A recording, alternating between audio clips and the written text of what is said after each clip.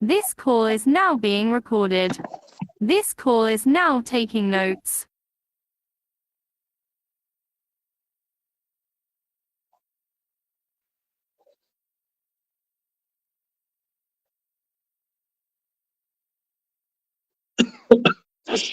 Okay, last लेक्चरला काय बघितलं होतं आपण बघूया परत. सगळेजण आहात ना माझ्यासोबत? हो सर. लास्ट लेक्चरला कुठपर्यंत आलो होतो आपण ते सांगतो आणि सुरू करतो. ठीक आहे.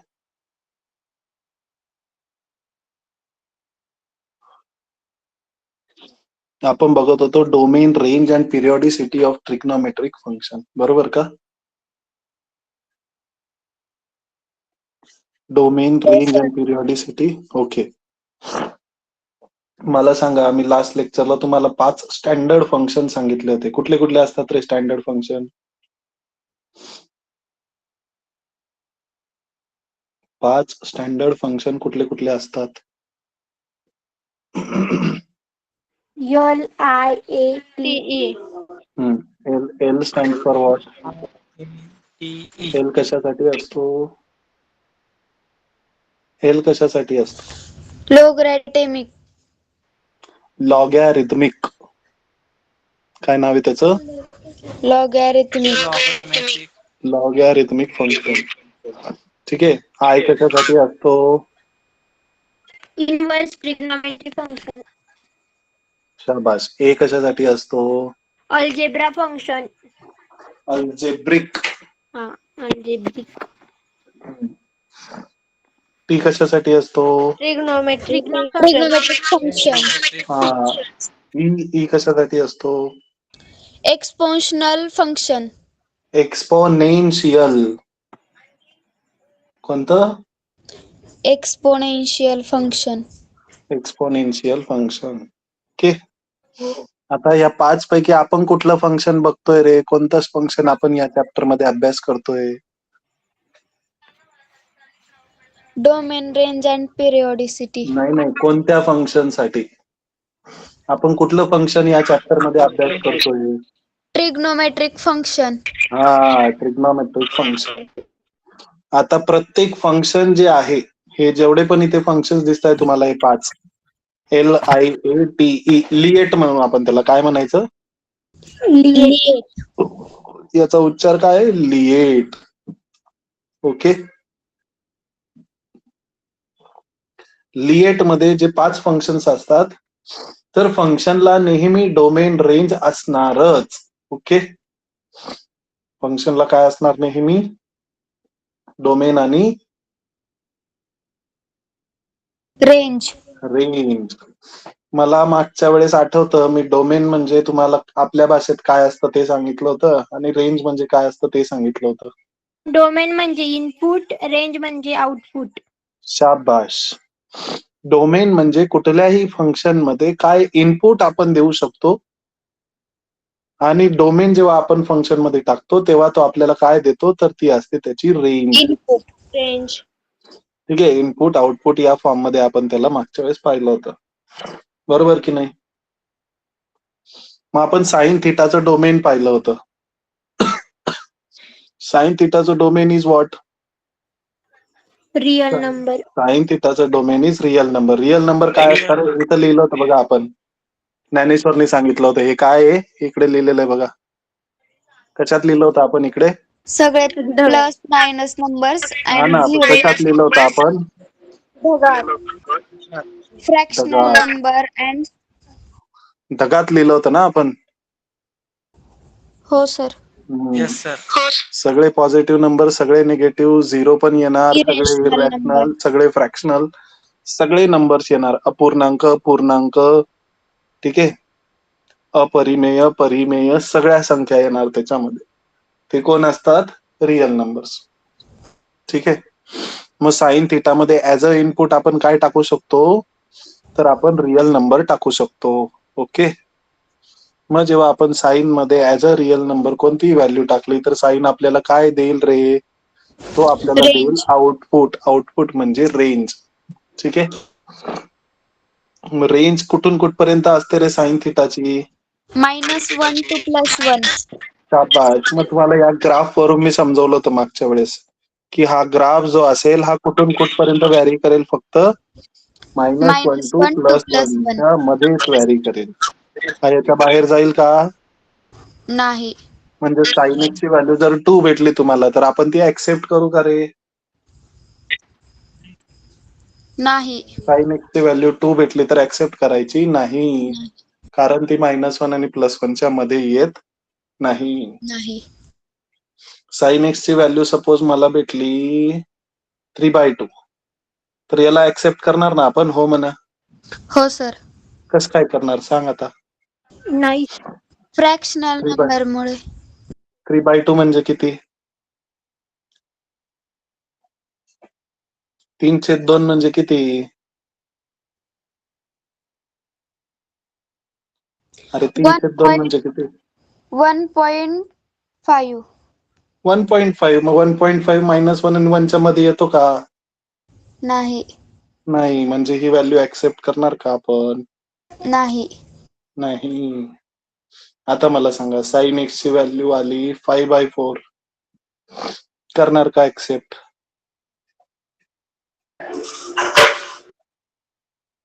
हा नाही सुषमा. करणार. नाही नाही करणार. करणार, कारण की जर डिव्हिजन केलं तर 1 पॉईंट समथिंग आन्सर येईल 1.25. है ना. 1 पॉईंट समथिंग येईल, काहीतरी येईल, आपण ते माहितीच नाही असं समजू. पण 1 पॉईंट आलं की तो बाहेर जातो, मग तो चालेल का? नाही. साइन एक्स ची व्हॅल्यू घेतली 7/5, चालेल का रे? नो. नाही सर. परत 1 पॉईंट समथिंग आन्सर येईल, बरोबर ना? हो म्हणजे सर. वरचा नंबर मोठा आहे आणि खालचा नंबर छोटा आहे, तर नेहमी 1 पॉईंट समथिंग आन्सर येईल, है ना. 1 पॉईंट येऊ शकतं, 2 पॉईंट येऊ शकतं ना. सपोज 8/3 आहे. 8/3 किती येईल? 2 पॉईंट समथिंग, बरोबर की नाही? 2.6666 येत राहील याचा आन्सर. असं येतच राहील ना. मग साइन एक्स ची व्हॅल्यू 2.6666 येऊ शकते का? येऊ शकते का? काय सर? अरे साइन एक्स ची व्हॅल्यू 2 पॉईंट समथिंग येऊ शकते का? नाही. म्हणजे याच्यावरून एक गोष्ट लक्षात येते की जेव्हा पण साइन एक्स ची व्हॅल्यू अशी आली ज्याच्यात मोठा नंबर वरती आणि छोटा नंबर खालती, तर ती व्हॅल्यू ऍक्सेप्टेड नाही, कारण ती 1 पॉईंट समथिंग होऊन जाईल, 2 पॉईंट समथिंग होऊन जाईल, बरोबर ना. हो सर. बट असं आलं 3/8, याला ऍक्सेप्ट करणार का आपण? 3/8 म्हणजे किती रे? 0.37.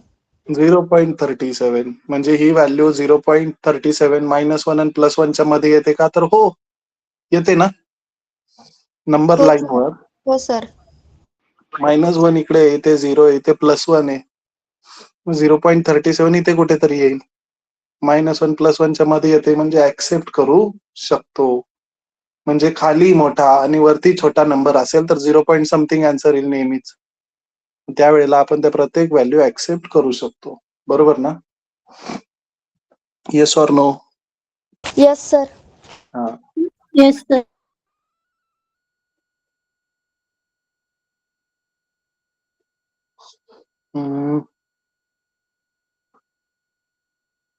त्याला मी थोडं खाली सरकवतो. ओके.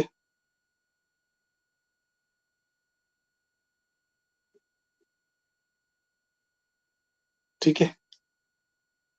+1 आहे आपला, इथे -1.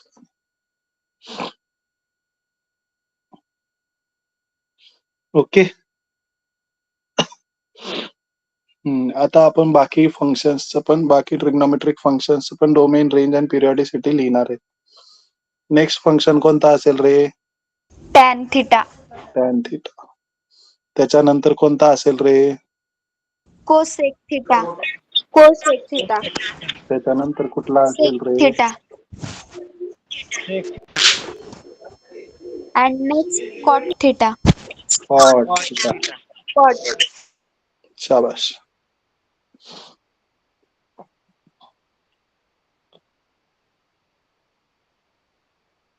ओके. आता एक एक ट्रिग्नोमेट्रिक फंक्शनचं परत आपण डोमेन, रेंज आणि पिरियॉडिसिटी बघणार. मला सांगा रे, साइन थिटा कॉस थिटाचा दोस्त कोण आहे? Tan theta. Tan theta. Tan theta म्हणजे साइन आणि कॉस ना, साइन अपॉन कॉस. मग तो पण काय करणार, सगळ्या रिअल व्हॅल्यूज ऍक्सेप्ट करणार. पण ज्या ठिकाणी, कारण टॅन काय असतो रे, tan is sine theta upon cos Cos theta, theta. बरोबर ना? आता मला सांगा, मॅथ्स मध्ये डिनॉमिनेटरला, छेदस्थानी इक्वल्स टू 0 चालतो का रे कधीच? नाही. मॅथ्स मध्ये डिनॉमिनेटरला कधीच 0 आला नाही पाहिजे. मग आता मला सांगा, कॉस थिटा 0 कुठे कुठे होतो? कॉस 90 0 असतो ना? हो सर. कॉस 90 0. मग नंतर कुठे असतो परत? Cos 270 0, cos 450 0. Odd multiple of 90 वर कॉस काय असतो? 0. म्हणून याला आपण लिहितो की 2n+1 into π/2 where n belongs to integer. काय करावं लागतं आपल्याला इथे? सगळ्या रिअल व्हॅल्यूज हा ऍक्सेप्ट करेल, बट ज्या ठिकाणी कॉस थिटा 0 होतोय त्या व्हॅल्यूज सोडून बाकी सगळ्या व्हॅल्यूज तो ऍक्सेप्ट करेल. कॉस थिटा 0 कुठे कुठे होतो? तो मल्टिपल ऑफ π/2 वर. π/2 म्हणजे 90. ओके. मल्टिपल ऑफ 90 वर तो काय होईल? 0. म्हणून त्या व्हॅल्यू सर तिथे ते इन ब्रॅकेट मध्ये 2n+1 ते काय आहे? 2n+1 म्हणजे ऑड मल्टिपल. ऑड म्हणजे काय? तुम्ही यांची व्हॅल्यू काही पण टाका बाळा. इथे बघ मी म्हटलंय n बिलॉंग्स टू इंटीजर, शेवटी म्हटलंय बघ n बिलॉंग्स टू आय. हे जे हो सर. दिसतंय ना तुम्हाला इथे, परत लिहितो मी बघा. इथे असं लिहितोय n बिलॉंग्स टू आय. म्हणजे n कोण आहे? तर कुठलाही इंटीजर आहे. इंटीजर म्हणजे काय? इंटीजर ऑड म्हणजे नंबर. नाही, इंटीजर म्हणजे सगळ्या पॉझिटिव्ह सगळ्या निगेटिव्ह संख्या. म्हणजे -1, -2, -3, -4 हे इंटीजर झाले. ठीक आहे. किंवा इकडे प्लस मध्ये 1, 2, 3, 4 हे पण इंटीजर झाले. 0 हा पण इंटीजर झाला. तर बेसिकली सगळ्या ज्या होल नंबर्स आहेत, सगळ्या ज्या पूर्ण संख्या आहेत, पॉझिटिव्ह असो का निगेटिव्ह असो, त्या सगळ्या संख्या इंटीजर्स म्हणून कन्सिडर होतात. ठीक आहे. सर्व संख्या फक्त डिटर्मिनंट मध्ये 0 नसलेले. Denominator okay sir. डिनॉमिनेटर म्हणतात बाळा त्याला. डिनॉमिनेटरला 0 नसला पाहिजे. ठीक आहे. Okay sir. डिनॉमिनेटरला 0 कधी बनतो? कॉस थिटा 0 असेल तेव्हा. कॉस थिटा 0 कधी असतो? ऑड 90. मल्टिपल ऑफ 90 ला. मग π/2 म्हणजे किती? 90. आणि 2n+1 म्हणजे नेहमी काय येणार? विषम संख्या. n ची व्हॅल्यू कुठलीही घ्या तुमच्या चॉईसची. n ची व्हॅल्यू कोणतीही असू शकते, असं यांनी म्हटलंय n बिलॉंग्स टू आय. याचा अर्थ असतोय की n ची व्हॅल्यू कुठलाही इंटीजर असू शकते. समजा मी म्हटलं 1 घ्या, 1, तर मग काय होईल रे? 2 × 1 is 2 आहे ना? 2n म्हणजे 2 × 1 ना? 2 × 1 is 2. 2 + 1 is 3. बघा तो इंटीजर काय, तो नंबर काय बनला? ऑडच बनला. तुम्ही यांची व्हॅल्यू कुठली पण टाका, तो ऑडच नंबर येणार. टाकून बघ सुषमा, कुठला पण n घे, कोणता पण n व्हॅल्यू सांग मला. 2 3. टाकली सपोज, 3 टाकली. 3 2 जार 3 × 2 किती? 3 दुने 6. 3 दुने 6. 6 + 1 6 अधिक 1 7. 6 अधिक 1 7. 7. बघ ऑडच आला ना. हो सर. याचा म्हणायचा अर्थ आहे की कोणताही नंबर टाका, ऑडच येणार. आणि ऑड मल्टिपल ऑफ π/2 ला कॉस 0 असणार. म्हणून त्या व्हॅल्यू वगळून देणार आपण. काय करणार? त्यांना वगळणार. कुठून? आर मधून. म्हणजे सगळ्या रिअल व्हॅल्यू चालतील, पण जिथे π/2 चा ऑड मल्टिपल असेल त्या नाही चालणार, म्हणून त्या मायनस केल्या. समजलं का? हो सर, समजलं. मग टॅन थिटाची रेंज काय असते रे? तर टॅन थिटाची रेंज सगळ्या रिअल व्हॅल्यूज. तो घेतो पण तेच, देतो पण तेच. ठीक आहे. कोसेक थिटासाठी बघूया. कोसेक थिटा कोणाचा भाऊ आहे रे? सेकचा. कोसेक थिटा कोणाचा भाऊ आहे? साईनचा. साईनचा. साईन थिटाला आपण असं लिहू शकतो का, sine theta is equals to 1 cosec theta, बरोबर का? येस सर, लिहू शकतो. मग या ठिकाणी काय नाही झिरो झाला पाहिजे? Cosec theta. कोसेक. आता मला सांगा कोसेक थिटा झिरो कुठे कुठे होतो रे? जेव्हा पण मल्टिपल ऑफ 90 येतं, sorry Yes, sir. Multiple of Pi. पाय येतं, सॉरी मल्टिपल ऑफ Pi 90 नाही, येतं. मल्टिपल ऑफ पाय. 0 पाय 2 पाय 3 पाय 4 पाय 5 पाय अशा व्हॅल्यूज येणार, तेव्हा कोसेक थिटा झिरो होतो. मग त्यालाच काय म्हणणार आपण, सगळ्या रिअल व्हॅल्यूज चालतील, पण जिथे कोसेक थिटा झिरो होतोय त्या नाही चालणार. मग कुठे? मल्टिपल ऑफ पायवर, where n belongs to what, integer. इथे जसा odd multiple of pi by 2 होता, तसा इथे मल्टिपल ऑफ पाय एन कोणताही इंटिजर असू शकतो परत. ठीक आहे. Okay sir. So domain of cosec theta is सगळ्या real values except n pi. ठीक आहे. मग त्याची रेंज काय असेल रे? आता बघा, त्याचा भाऊ म्हणजे कोण? Sine theta. साइन थिटाची रेंज काय होती? -1 to +1. -1 to +1. हा काय म्हणेल माहिती का? हा म्हणेल भाऊ काय देतो? -1 to +1 देतो का? मी भाऊ जे देतो ना ते सोडून सगळं देतो. म्हणजे सगळ्या रिअल व्हॅल्यूज फक्त -1 आणि 1 मधल्या सोडून. ठीक आहे. म्हणून -1 आणि 1 काय केलं, त्याच्यातून मायनस केलं. ओके, समजलं का? हो सर. ओके. आता सेक थिटा म्हणजे कोण असतं रे? सेक थिटा म्हणजे 1 कॉस थिटा. थिटा. परत डिनॉमिनेटरला कोण आलं?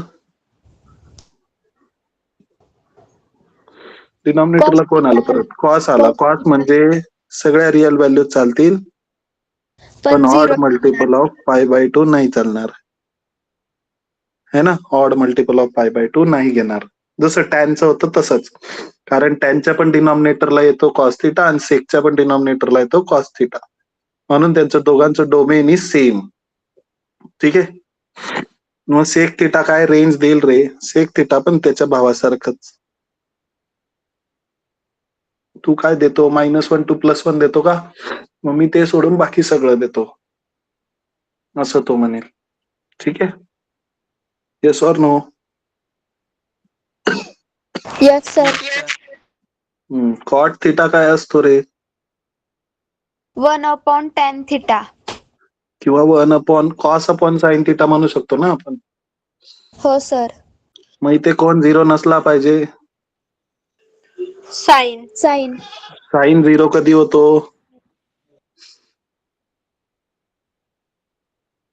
साइन झिरो होतो मल्टिपल ऑफ पाय वर परत.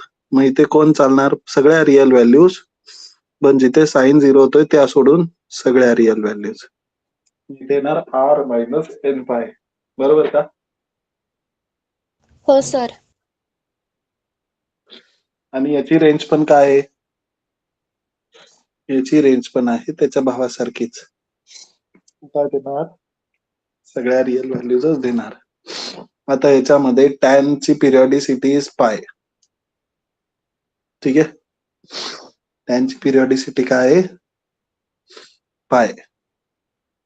कोसेकची पिरियॉडिसिटी साइन सारखीच, त्याच्या भाऊची पिरियॉडिसिटी 2 पाय, म्हणून याची पण 2 पाय. सेकची त्याच्या भाऊ सारखीच, त्याची 2 पाय तर याची पण 2 पाय. कॉटची त्याच्या भाऊ सारखी, त्याची पाय तर याची पण पाय. दिस इज डोमेन, रेंज अँड पिरियॉडिसिटी. चला हे नोट डाऊन करून घ्या पटापट. एक एक गोष्ट लिहा याच्यामध्ये.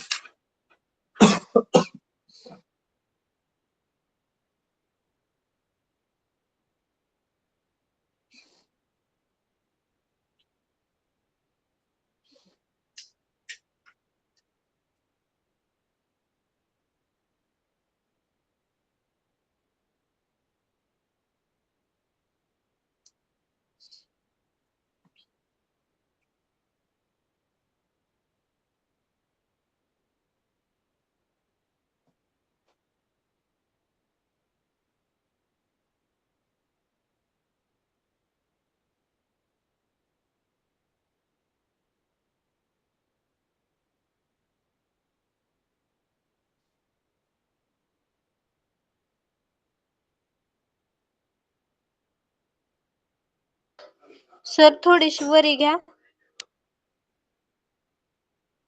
ओके बाळा. Yes sir.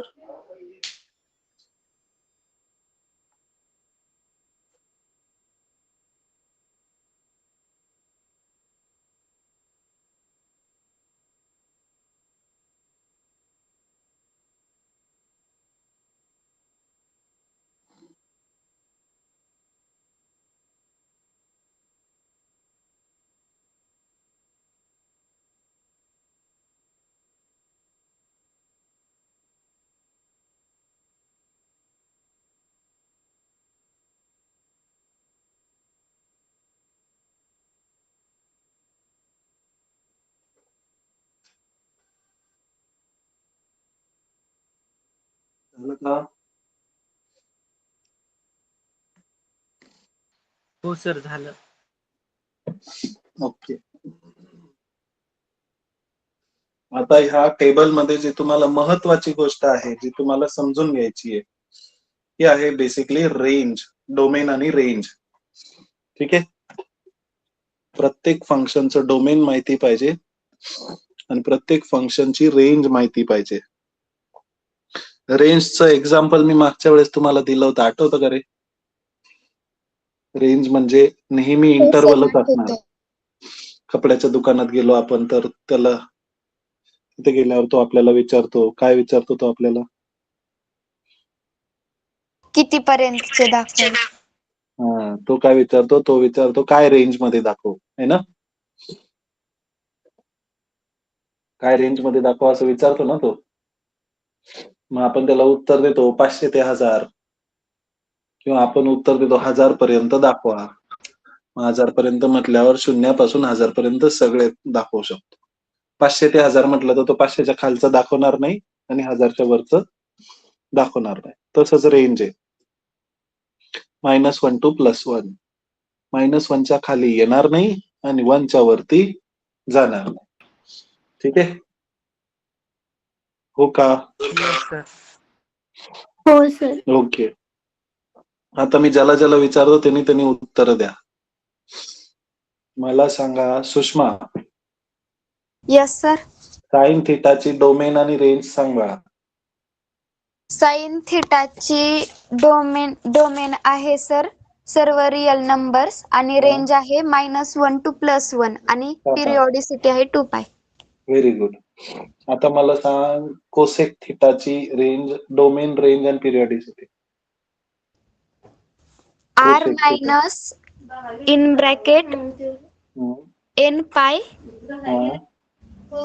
n by interior integer. आणि रेंज आहे r minus in bracket -1 to +1 आणि त्याची पिरियडिसिटी. आणि पिरिओडिसिटी 2π. Very good. अजून कोण आहे क्लासमध्ये? ज्ञानेश्वर. Yes sir. कॉस थिटाचं डोमेन, रेंज आणि पिरियडिसिटी सांग बाळा.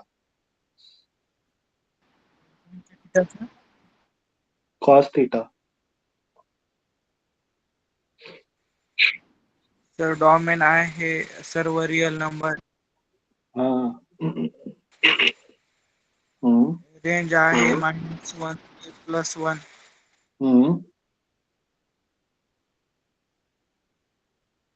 पिरियडिसिटी 2π. 2π. Very good. अनुष्का आहे का? मोक्षदा.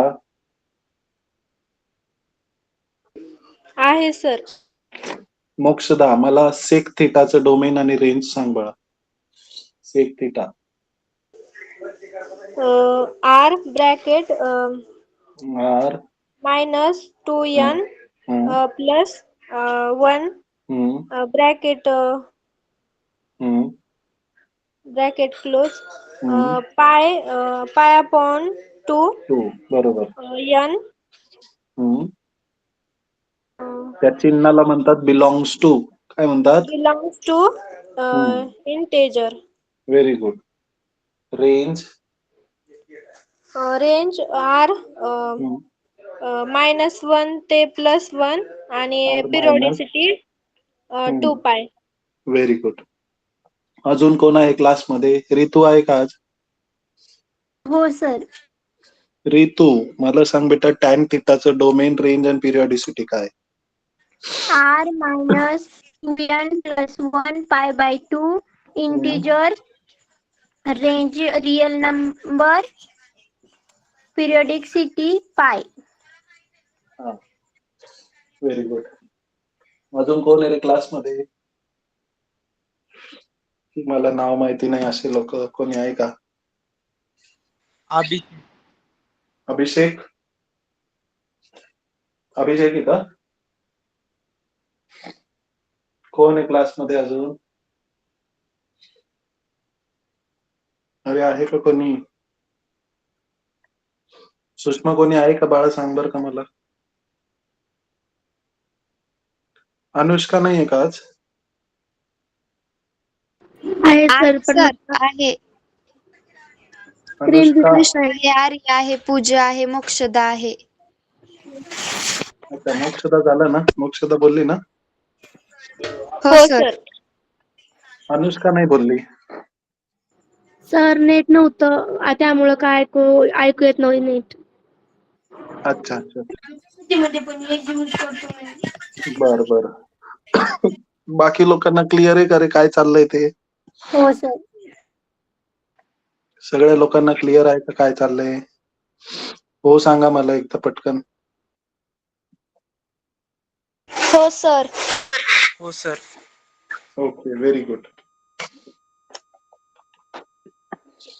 चला आपण काही क्वेश्चन्स करूया, तुम्हाला ही गोष्ट अजून जास्त समजेल. ठीक आहे, चालेल ना? Yes sir. हो सर, चालेल. ओके. आता हा काय म्हणतोय माहिती का? बघा इथे म्हणतोय हा इफ. क्वेश्चन लिहितोय हा मी इथे. If 2 sin square theta plus 3 sin theta is equals to 0 असेल तर तो म्हणतोय find the value of cos theta. कोणाची व्हॅल्यू फाइंड करायला लावतोय सुषमा हा?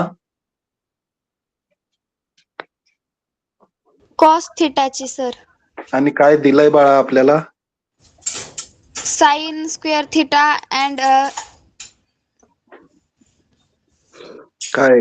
2 sin square 2 theta sin square theta plus plus 3 sin 3 square sin theta is theta equal to 0. is equals to 0. 2 sin square theta plus 3 sin theta is equals to 0 हे दिलेलं आहे, बरोबर ना? आता मला सांगा, दोन टर्म्स आहे इथे. दोन टर्म्स एकमेकांना प्लस ने जोडलेल्या आहे, बरोबर ना? दोन टर्म्सची काय झाली? ऍडिशन. याला काय म्हणतात? बेरीज म्हणजे काय? ऍडिशन. ठीक आहे. आता मला सांगा, दोन्ही टर्म मध्ये कुठली टर्म कॉमन दिसते रे तुम्हाला? Sine theta. मग जर आपण साइन थिटा कॉमन काढला तर मध्ये काय उरेल सुषमा? 2 प्लस 3. हा, अरे हा स्क्वेअर आहे, स्क्वेअर. याच्यातून एकच साइन थिटा कॉमन निघाला तर इथे किती उरला? अजून एक उरला. स्क्वेअर मधला एक निघाला तर एक उरला ना? वर्ग म्हणजे किती? 2 ना? हो सर. हो सर. वर्ग म्हणजे 2, मग वर्गामधून एक निघाला तर एक उरला ना अजून पण.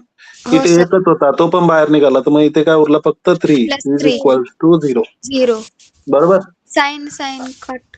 नाही, साइन कट कुठे? आता आपल्याकडे आहे sine theta into this term. दोन ब्रॅकेट आहे बघा.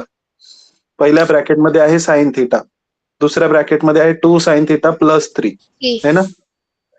हो आणि सर. या दोघं ब्रॅकेटचं मल्टिप्लिकेशन काय आहे? 0 है ना? दोघांचं गुणाकार 0 आहे. मला सांगा, गुणाकार 0 कधी येतो रे? साइन ने मल्टिप्लाय करायचं आता. अरे बाळा, कॉमन काढलाय, आता मल्टिप्लाय कशाला करायचं? हो सर. मल्टिप्लाय करा तर परत हे वरचंच भेटेल. मल्टिप्लाय केलं तर हे वरचंच भेटेल ना परत.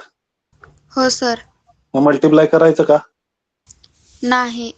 आपण कॉमन काढलं ते 2 तेवढ्यासाठीच. + 3 5. नाही बाळा, असं नसतं होत. मी काय सांगतो ऐका. हा ब्रॅकेट आहे आणि हा ब्रॅकेट आहे, 2 ब्रॅकेट आहे इथे. बरोबर, हा एक ब्रॅकेट आहे आणि हा एक ब्रॅकेट आहे पूर्ण कंस. या दोघांचं multiplication is 0.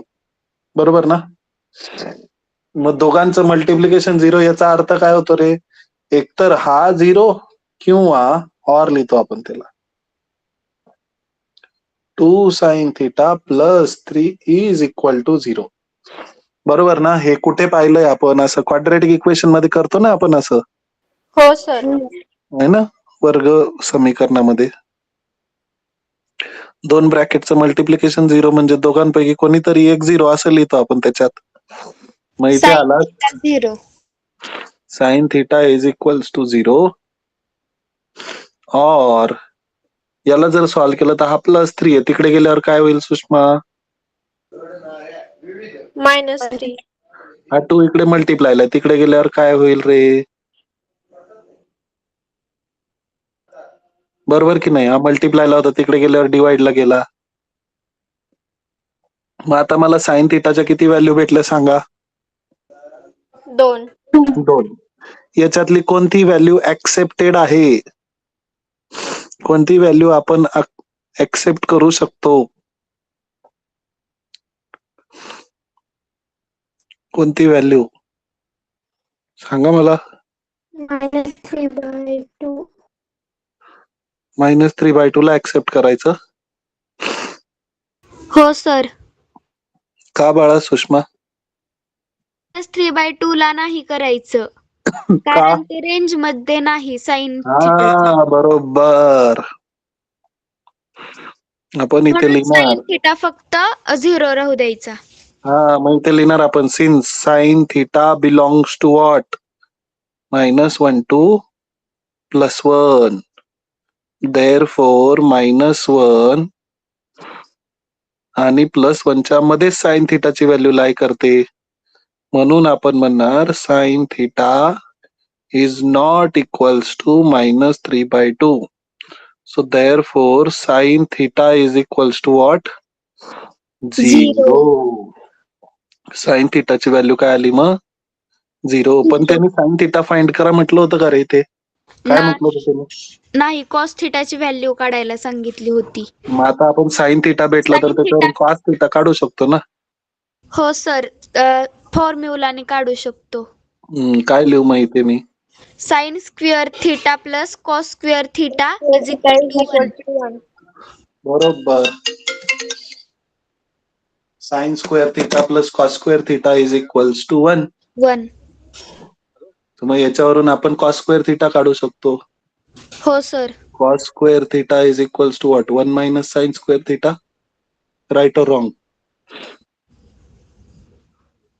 0 sin theta sir plus cos square theta is equal to 1.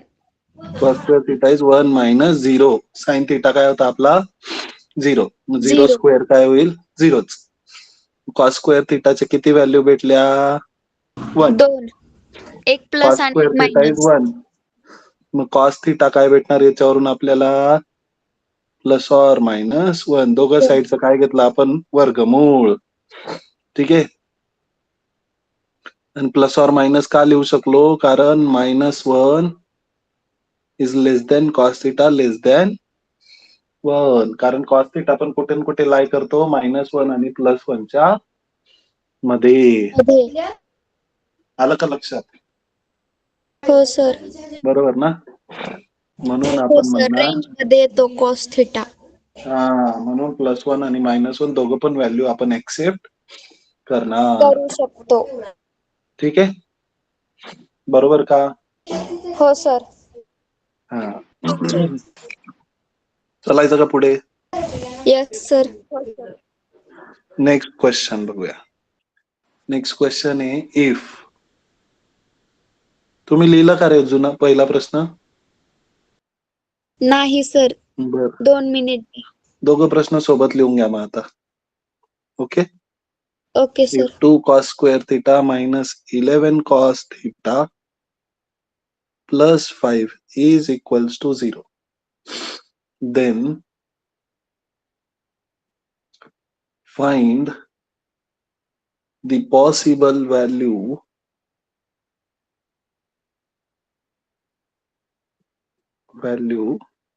of cos theta.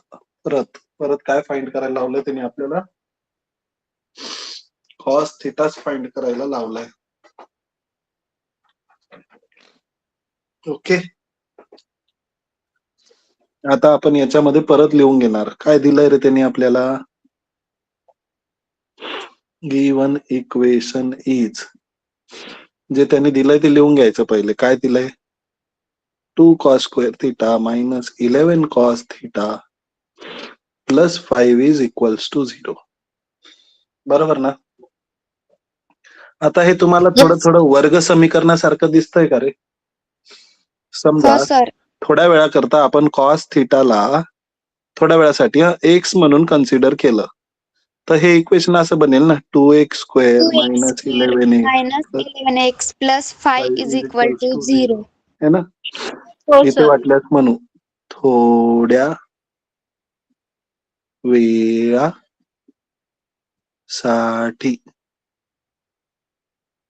ठीक आहे, समजण्यासाठी करतोय आपण ही गोष्ट. आता वर्ग समीकरण आलं तर आपल्याकडे एक मेथड आहे फॅक्टरायझेशन, अवयव पद्धती. हो सर, अवयव पद्धत. अवयव पद्धत काय सांगते? अवयव पद्धत सांगते मल्टिप्लिकेशन इज, ह्या दोघांचं मल्टिप्लिकेशन 10 आणि ऍडिशन इज -11, असे दोन नंबर शोधा. मल्टिप्लिकेशन गुणाकार आला पाहिजे 10 आणि बेरीज आली पाहिजे -11. असे दोन नंबर्स कोणते आहेत रे? 2x minus 1 and x minus 5. 2x minus 1. 1 आणि x मायनस 5. 5. तू डायरेक्ट फॅक्टर सांगते का बाळा? सर फॅक्टर काढलेत. हा ना, -10 -1 असतील ना फॅक्टर्स? हो sir. -10x -1x plus 5 is equals to 0. या दोन टर्म मधून 2 पण कॉमन निघेल, x पण कॉमन निघेल, तर मध्ये उरला x -5. इथून -1 कॉमन निघला तर इथे उरला x -5 इज इक्वल्स टू 0. बरोबर ना? मग इथे परत लिहिणार आपण हो x sir. -5 X. Into 2x -5 is equals to 0. बरोबर की नाही रे? याच्यावरूनच लिहितो आपण x -5 इज इक्वल्स टू 0 और किंवा 2x -1 इज इक्वल्स टू 0. बरोबर का? असंच लिहितो का? हो सर. सर x ला बाहेर काढून 1/2 लिहितो ना? हो हो, sir. x is equals to 1 by आणि 2. 5 बाहेर निघल्यानंतर मायनस आहे ते प्लस होतं आणि 1/2 2x इज पण इक्वल प्लस होतं. x इज इक्वल्स टू 5 और x इज इक्वल्स टू 1/2. 1/2. मग x म्हणजे कोण होता रे परत? x म्हणजे आपला cos थिटा होता. cos theta is equals to 5 और cos theta is equals to 1/2. कोणाला ऍक्सेप्ट करणार आपण याच्यामध्ये दोघांमध्ये? 1/2 ला. 1/2 ला. हो, इथे लिहिणार मग since -1 is less than or equals to cos theta less than or equals to 1, म्हणजे cos theta can not be equals to 5, म्हणजेच cos theta is equals to 1/2. 1/2. Okay, आलं का लक्षात? Okay sir. चलो क्वेश्चन लिहा फटाफट आणि आन्सर पण लिहा. झालं की मला सांगा. सर पहिला लिहिलाय, दुसरा लिहायचा आहे. पहिला लिहिला का तुम्ही? सगळ्यांनी लिहिला का पहिला? हो सर, लिहिला. Okay okay, very good. दुसरा लिहा. दुसरा पण सॉल्व केला सर. सर थोडं राहिलंय. हा लिहा लिहा पण मी थांबलोय.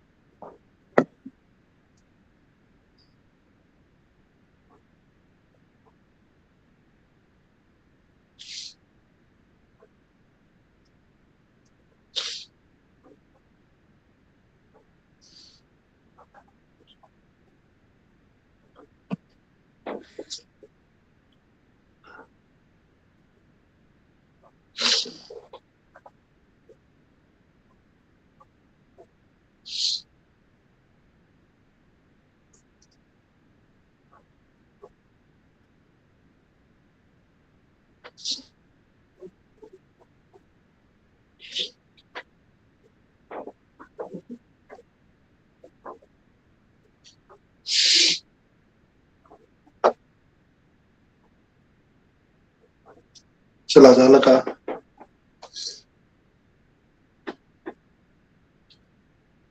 झालं का? हो सर झालं. ओके. मी तुम्हाला सॉल्व्ह करायला दिलं तर येईल का रे? हो सर.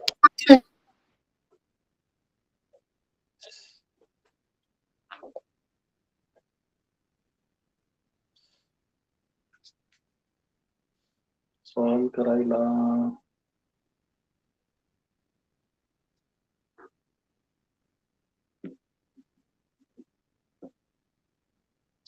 लिहा. मी डिक्टेट करून सांगू की असं लिहून देऊ इथे?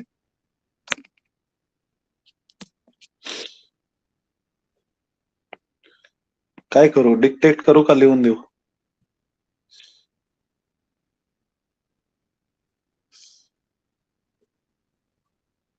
अरे काहीतरी तर बोला. सर लिहूनच द्या. लिहून देऊ ना?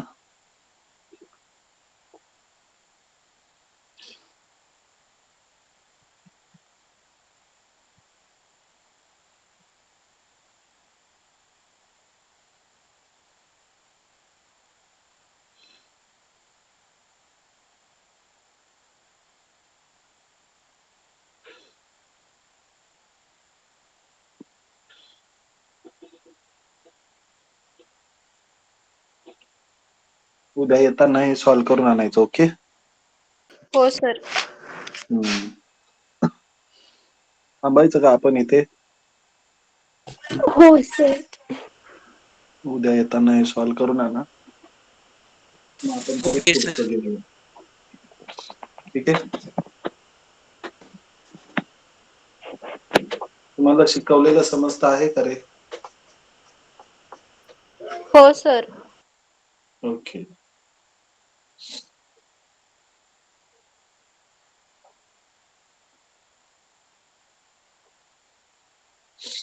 चलो जायचं का मग आता? हो सर. हो sir. Okay. Bye bye. Take care. Good night.